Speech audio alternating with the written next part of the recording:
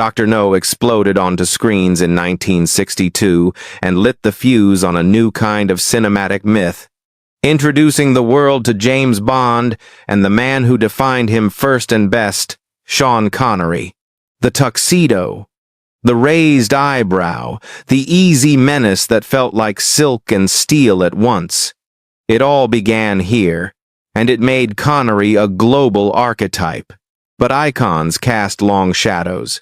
Away from the red carpets, Connery's own words about striking women, first printed in a 1965 Playboy interview and later pressed by Barbara Walters on television, left a stain that never quite faded, forcing admirers to reckon with the rift between charisma and conviction.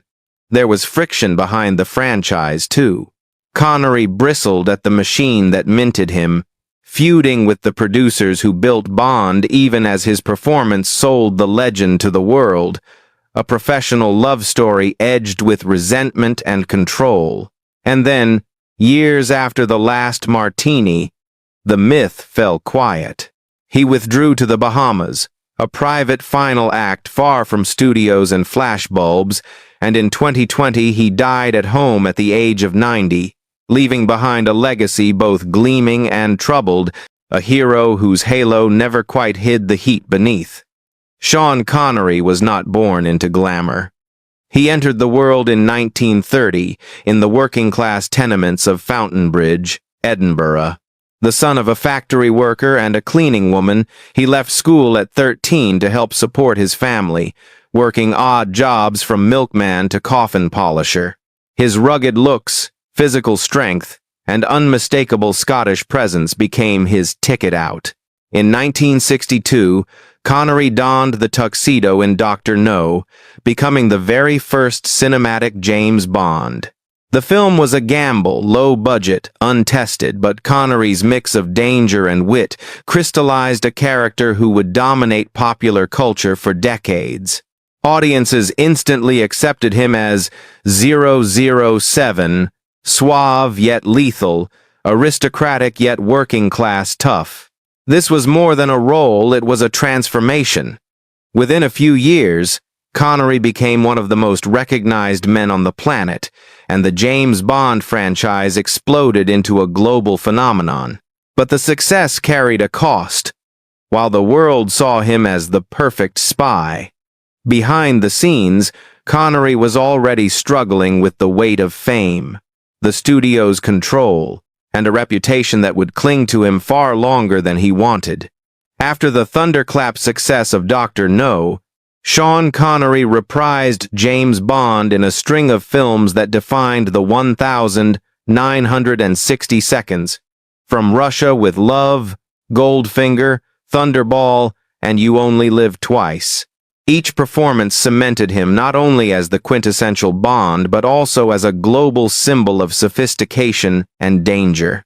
Audiences adored his cool menace, while critics praised the authenticity he brought to a role that might otherwise have been pure fantasy. Yet Connery refused to be trapped by the tuxedo. He sought out roles that proved his range.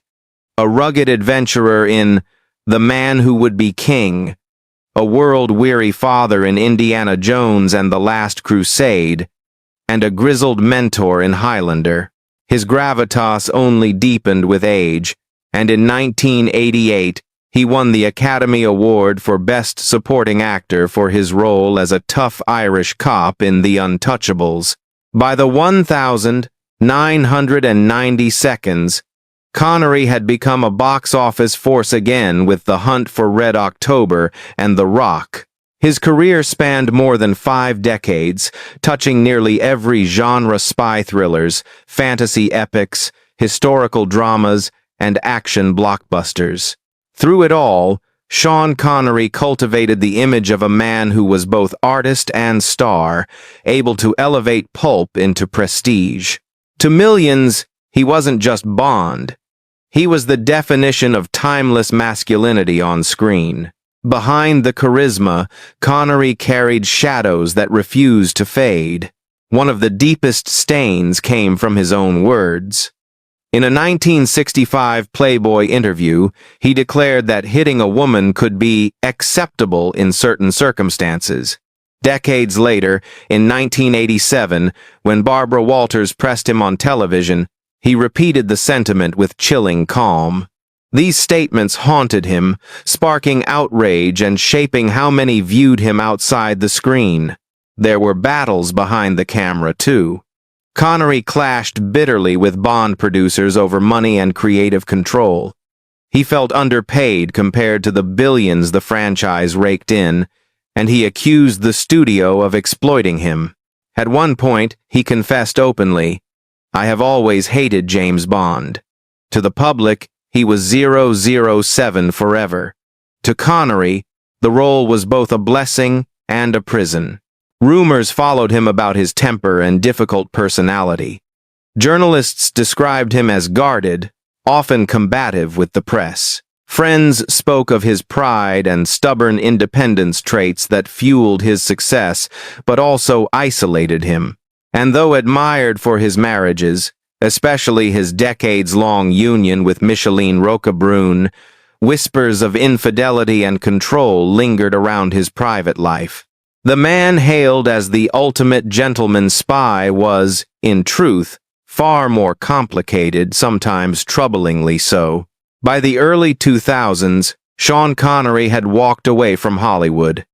After his final starring role in The League of Extraordinary Gentlemen, 2003, he quietly retired from acting, frustrated with studio politics and increasingly disenchanted with modern filmmaking. He and his wife, painter Micheline Roquebrune, retreated to the Bahamas. There, far from the cameras, Connery lived a life of seclusion.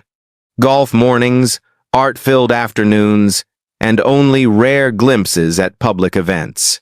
Fans who once saw him as the face of global espionage now had to imagine him behind the gates of his Nassau estate. On the 31st of October 2020, the world awoke to the news. Sean Connery had died in his sleep at age 90. The official cause was pneumonia and heart failure, complicated by dementia. Admirers grieved, remembering a titan of cinema. Yet his passing carried an air of mystery. Connery had faded so completely from public life that many were stunned by how quietly his final years had unfolded. Then came the questions. How much was James Bond himself truly worth? Estimates of Connery's fortune ranged wildly from $120 million to over $350 million. The secrecy surrounding his estate fueled speculation, fitting for a man who spent his life embodying a spy. Even in death, Sean Connery left the world guessing. Sean Connery's story is one of dazzling triumphs and unsettling shadows. He was the man who gave life to James Bond, shaping cinema's most enduring spy. He was also the Oscar-winning actor who proved he could transcend the role that defined him. Yet, away from the lights, he left behind remarks that damaged his reputation, conflicts that exposed his stubborn pride, and a legacy tinged with contradiction. When he died in 2020, headlines celebrated a legend, but whispers reminded the world of a darker side that could never be erased.